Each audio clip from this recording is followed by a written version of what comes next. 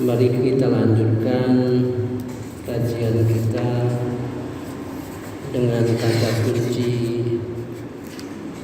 Subhanaka. Kita sudah selesai 3 kemarin. Kemudian yang keempat, Subhanaka keempat sudah masuk 1 kali ya. Supaya selalu kita dalami ilmu itu ya. Mudah-mudahan waktu kita berzikir nanti pertama Subhanaka teringat kita bagaimana malaikat mengajarkan kita ilmu, sikap kita terhadap ilmu, terbayang segala persoalan di dalam ilmu ya. Subhanaka kedua teringat kita bagaimana kita akan membaca da'wahum biha subhanakallahumma wa tahiyyatuhum biha salam wa akhiru da'wahum anil hamdulillahi rabbil alamin. Subhanaka ketiga teringat bagaimana Nabi Musa mengajari kita taubat, subhanaka tubtu ilaika ya, dan seterusnya. Itu kita berzikir betul-betul semakin hari semakin berkualitas, karena zikir itu ibadah yang paling banyak ya, paling banyak, paling beragam ya. Tapi zikir itu selalu mengundang ilmu ya, selalu mengundang ilmu, selalu mengundang apa yang dihasilkan dengan ilmu, yaitu sikap kita. Apa yang dihasilkan dari sikap kita adalah harapan kita, berdoa ya. Karena ilmu kita tahu apa yang dijanjikan Allah kepada kita, baik di dunia maupun akhirat, terus bertambah ya. Mari kita ulangi kembali. A'udzubillahi minasyaitonirrajim. Bismillahirrahmanirrahim. Dan ketika Musa datang bermunajat pada waktu telah ditentukan, Tuhan telah berfirman langsung kepadanya ya. Berkata, ya Musa berkata, ya Tuhanku, tampakkanlah dirimu kepadaku agar aku dapat melihat engkau. Allah berfirman, engkau tidak akan sanggup melihatku. Namun lihatlah ke gunung itu. Jika ia tetap di tempatnya sebagaimana sedia kala, niscaya engkau dapat melihatku. Maka ketika Tuhan menampakkan keagungannya kepada gunung itu hancur luluh. Musa pun jatuh pingsan.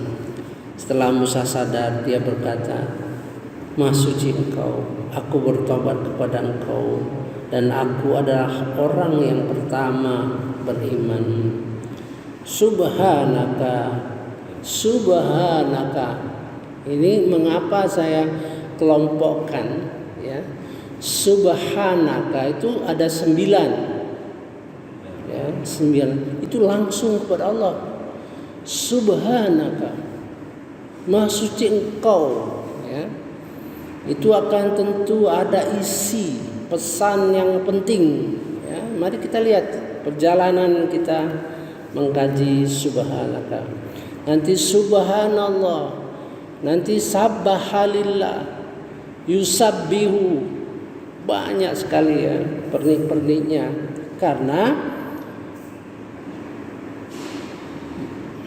dimensi daripada subhanallah itu waktu ya. Allahu Akbar kabira, Allah besar, maha besar.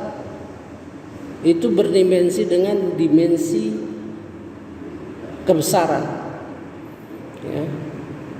Alhamdulillahi katsira, alhamdulillah banyak Jadi berdimensi dengan frekuensi. Ya. Subhanallah, Allahu akbar kabira walhamdulillahi katsira subhanallahi bukratan wa asila. Mengapa? Subhanallah itu berdimensi dengan waktu sore dan pagi, ya.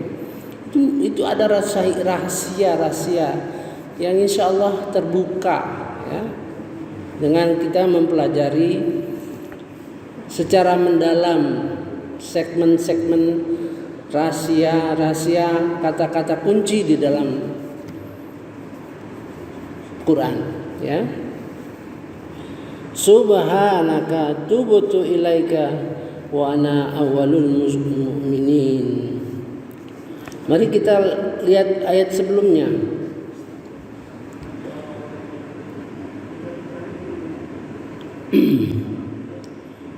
Ayat 140.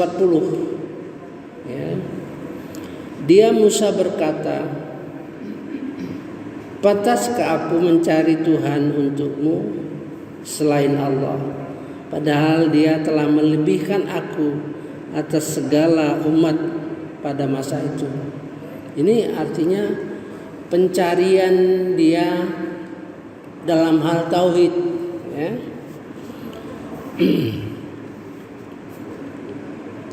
Ayat 140, ya.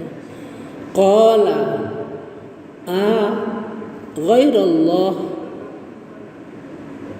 apakah aku mencari Allah? Pantaskah aku mencari Tuhan untukmu selain Allah? Abghikum ilaha wa huwa faddalakum alal alamin. Dia telah melebihkan aku atas segala umat. Ini termasuk istimewa, ya. Di antara Rasul itu ada 5 yang jadi ulul azmi, yang utama. Ya.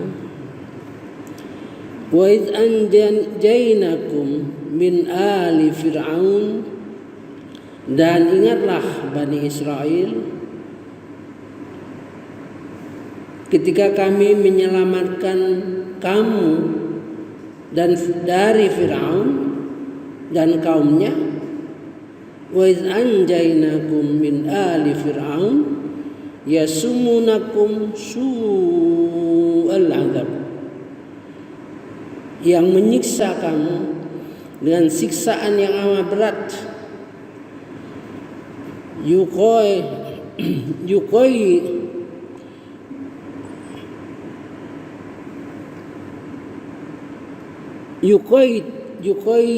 Yuqatilu, ya, abna'akum, dan mereka membunuh anak-anak laki-lakimu. Wa yastahyu, dan membiarkan hidup anak perempuan. Wa yastahyuna nisa'akum wa fi dzalikum bala'um mir rabbikum azim, dan yang demikian itu merupakan cobaan yang besar dari Tuhanmu. Nah, terus Musa dipanggil untuk menerima Taurat, ya, Taurat. Wa wa'adna Musa salasina laila, dan kami telah menjanjikan memberi Taurat kepada Musa 30 malam, dan kami sempurnakan jumlah malam itu dengan 10 malam lagi. Dia berpuasa dulu, ya. Wa atmamnaha bi ashrin fatamma miqat.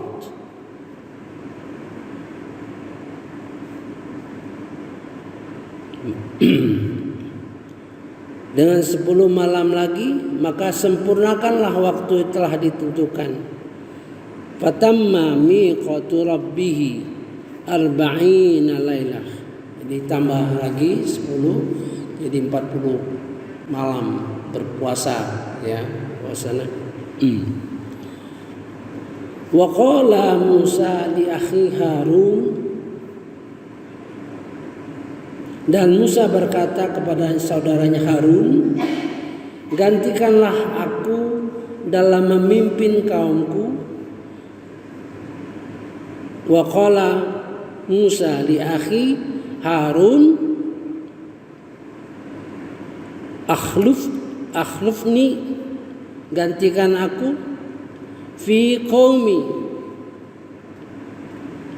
memimpin kaumku, wa aslih wala tattabi' sabilal mufsidin, dan janganlah engkau mengikuti jalan orang-orang yang buat kerusakan. Terus sampai Musa ketemu Allah Subhanahu wa taala. Karena di dalam kepemimpinan Harun itu jadi penyimpangan, ya kan? Jadi umat Nabi Musa itu berubah dengan sapi, ya, gitu. Itu Nabi Musa, dia melakukan sesuatu yang mengakibatkan kesalahan besar karena ingin melihat Allah, zat Allah, gitu. Berbeda dengan Nabi Ibrahim, ya, gitu. Nabi Ibrahim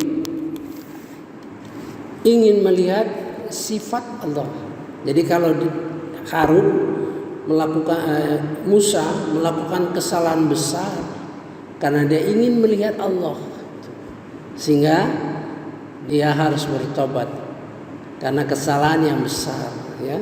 Subhanaka tubtu ilaik. Nah, sekarang kita perhatikan apa yang terjadi pada Nabi Ibrahim. Ayat 260 surah Al-Baqarah.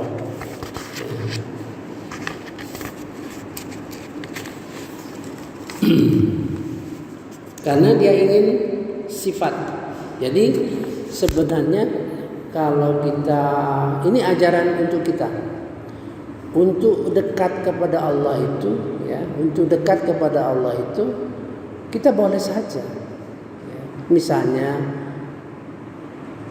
meminta kepada Allah sehingga hati kita mantap, ya. Misalnya sederhana saja,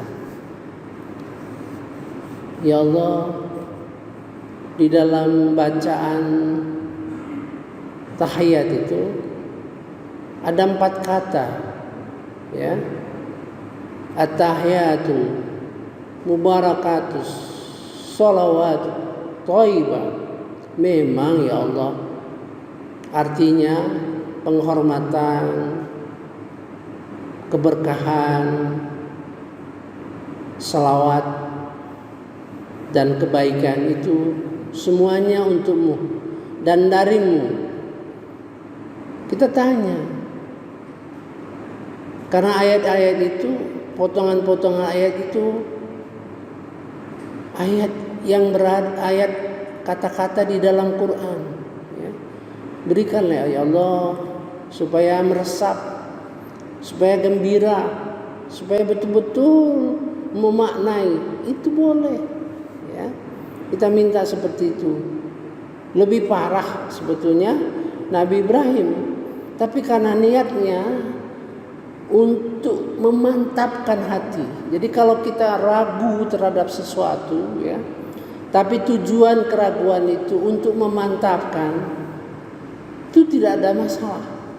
Tapi kalau ragu untuk membantah, untuk menidakkan, itu yang berbahaya, ya.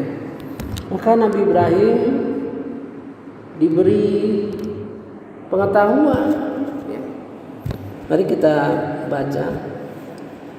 Dan ingatlah ketika Ibrahim berkata, ya Tuhanku, perlihatkanlah kepadaku bagaimana engkau menghidupkan orang mati. Nah, menghidupkan orang mati berarti sifat Allah Subhanahu wa taala yang ditanyakan itu.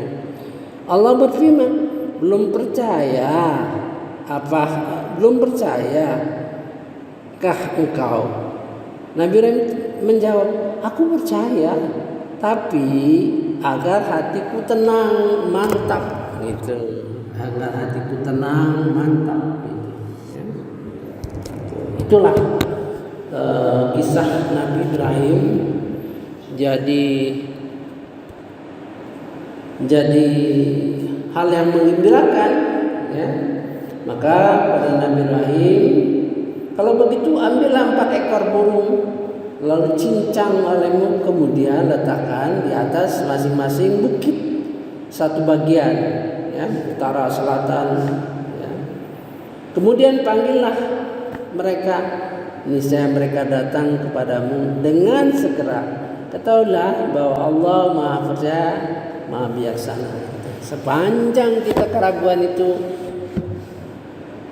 ragu di dalam hati kita, minta kepada Allah, ya Allah beri penjelasan. Itulah kita, mengapa kita tuh sudah ratusan ribu kali membaca Al-Fatihah itu, ya. Saya kira cukup, ya. Subhanakallahumma wa bihamdika asyhadu an la ilaha illa anta astaghfiruka wa atubu ilaik. Wallahu alam.